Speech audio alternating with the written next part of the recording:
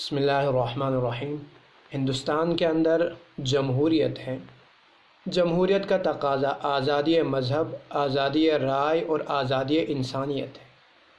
انگریزوں کے ساتھ جو اختلاف تھا، جس بنیاد پر مسلمان ہندوؤں کے شانہ بشانہ رہے، ان کو نکالنے کے لیے اس کی بنیادی وجہ بھی جمہوریت کا ختم ہونا، آزادی مذہب کا ختم ہونا اور اخلاقی پامالی تھی۔ ورنہ جہاں تک ترقی کی بات ہے، اس دور میں انگریزوں نے ہندوستان کو اپنے دور کے اعتبار سے جو ترقی دی تھی، ابھی تک ہندوستان اپنی رعایا کو، ہندوستان کو اس دور کے اعتبار سے وہ ترقی نہیں دے پایا ہے۔ اس لیے کہ جو ملک مختلف مذاہب پر بٹا ہوا ہو، اس ملک کے اندر پلوں کے بنانے سے، کالجوں کے بنانے سے، ہاسپٹلوں کے بنانے سے، راستوں کے بنانے سے اور اسی طرح نوٹ بندی سے وہاں امن و امان، خوشحالی قائم نہیں کی جا سکتی ہے۔ وہ ایسے ملک میں جو مختلف مذاہب پہ منقسم ہو، مشتمل ہو، وہاں امن و امان اور خوشحالی صرف ایک ہی صورت میں آ سکتی ہے کہ وہاں جمہوری نظام کو قائم کیا جائے، اور جمہوری نظام کا جو بنیادی اصول ہے، آزادی مذہب، آزادی رائے اور آزادی انسانیت، اس کو وہاں بحال کیا جائے تو ہی وہاں امن و امان قائم ہو سکتا ہے۔ یوں تو ہندوستان کا دعویٰ جمہوریت کا ہے، مگر چند سالوں سے آزادی رائے اور آزادی انسانیت تو ختم تھی ہی تھی، ساتھ ساتھ میں اب چند سالوں سے آزادی مذہب بھی دھیرے دھیرے ختم ہو رہی ہے۔ 1-1.5 سال سے ہندوستان نے جو 3 طلاق کا معاملہ اٹھایا، جو خالص اسلامی معاملہ ہے، مسلمانوں کا اجماعی معاملہ ہے، اس میں اگر مسلمانوں کے مابین اختلاف ہے تو وہ مٹھی بھر جماعت کا ہے، جسے شریعت کی اصطلاح میں خلاف کہا جاتا ہے، اختلاف نہیں۔ تو اس سے سہارا بنا کر کے مسلمانوں کی اکثریت کی دل آزاری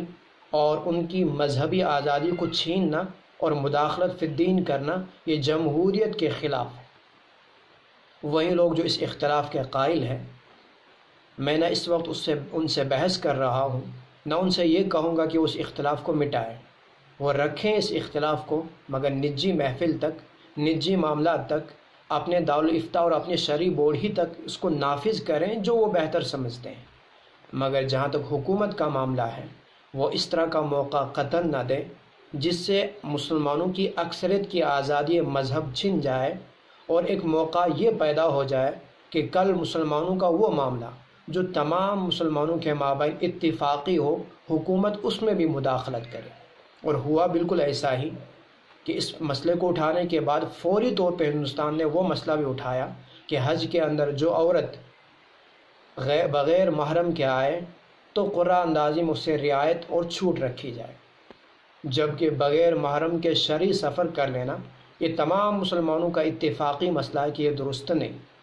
لیکن موقع ہم ہی فراہم کر رہے ہیں کہ اپنے جزئی اور فروعی اختلافات کو اس طرح سامنے لا رہے ہیں جس سے حکومت کو بھی موقع مل رہا ہے کہ ہماری مذہبی آزادی کو چھین کر کے مداخلت فی الدین کیا جائے۔ اس وقت ایک اور مسئلہ کھڑا ہے، سوشل میڈیا پہ بھی اور اخبارات کے اندر بھی، اور کشمیر کے بہت بڑے عالم دین مولانا رحمۃ اللہ قاسمی صاحب دامت برکاتہم، اللہ ان کی عمر میں برکت دے، انہوں نے بھی اس معاملے کو اٹھایا ہے کہ سکولوں کے اندر رامائن اور گیتا کو سیلبس کا حصہ بنا دیا جائے، اس پہ زور دیا جائے۔ جہاں تک کشمیر کا معاملہ ہے، یہ مسلم اکثریت والا علاقہ، بلکہ میں اسے خالص مسلم علاقہ مانتا ہوں، اس لیے کہ یہاں جو سکھ برادری، یہاں جو پنڈت برادری ہے، وہ بھی کشمیر اور کشمیریت کی محبت کا برملا اظہار کر چکی ہیں، یہاں کی اسلامی فضا سے ہمیشہ خوشی کا اظہار کر چکی ہیں، اور کل مولود یولد علی الفطرہ تو ہے ہی ہے۔ اس لیے کہا جا سکتا ہے کہ یہ علاقہ، اس علاقے کا ضمیر، اس علاقے کی سوچ خالی اسلامی ہے۔ اور پھر وہاں سے یہاں کے حالات کہ کشمیر کی ہر چیز کشمیریت کا خون کرتی نظر آتی ہے، ہر لمحہ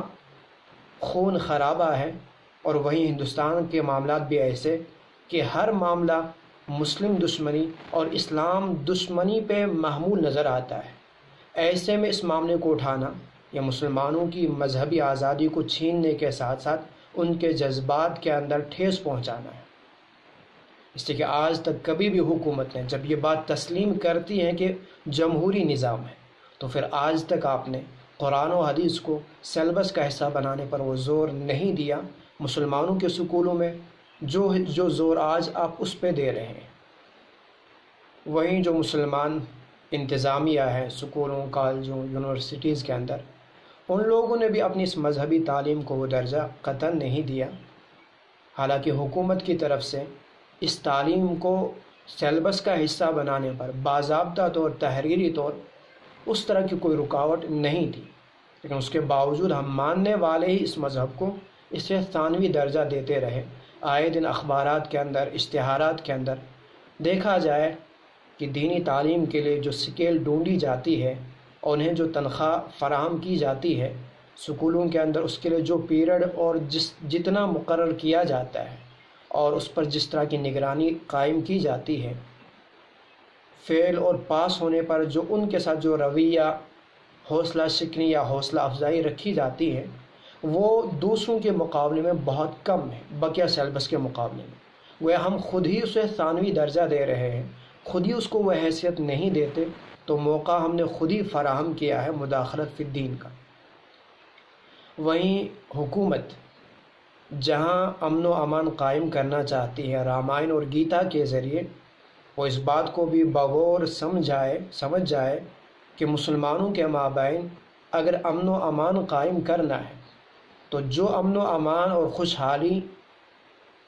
شانتی وہ رامائن اور گیتا سے کرنا چاہتے ہیں، وہی خوشحالی وہ قرآن و حدیث اور اسلامی کتب سے بھی قائم کر سکتے ہیں۔ تو ان کو سیلبس کا حصہ بنانے کے بجائے وہ قرآن و حدیث کو ہی مسلمانوں کے سکولوں کے اندر سیلبس کا حصہ بنا دیں۔ بلکہ اگر جمہوری نظام ہے آپ کے دعوے کے اعتبار سے، تو آپ ہر مذہب والے کے لیے اسی کی کتاب کو سیلبس کا حصہ بنا دیں، دوسرے مذہب والے کو دوسرے مذہب کی کتاب کا قطعاً آپ پابند نہ بنائیں۔ تو آپ ہر مذہب والے کو اسی کے مذہب کی کتاب کا پابند بنائیں، تو ہی جا کر کے امن و امان قائم ہوگا اور جمہوری نظام برقرار رہے گا۔ ورنہ پھر اعلان کیا جائے صاف کہ اب جمہوری نظام ختم ہے، ہندوستان کے اندر جمہوریت نہیں ہے، تاکہ یہاں جتنے بھی مذاہب ہیں جو اقلیت میں ہیں، مسلمان ہیں، سکھ ہیں، عیسائی ہیں، باقی لوگ ہیں، تو وہ بھی اپنا کوئی نہ لائحہ عمل تیار کریں۔ مسلمان بھی اپنے مستقبل کو سامنے رکھتے ہوئے شریعت کی روح سے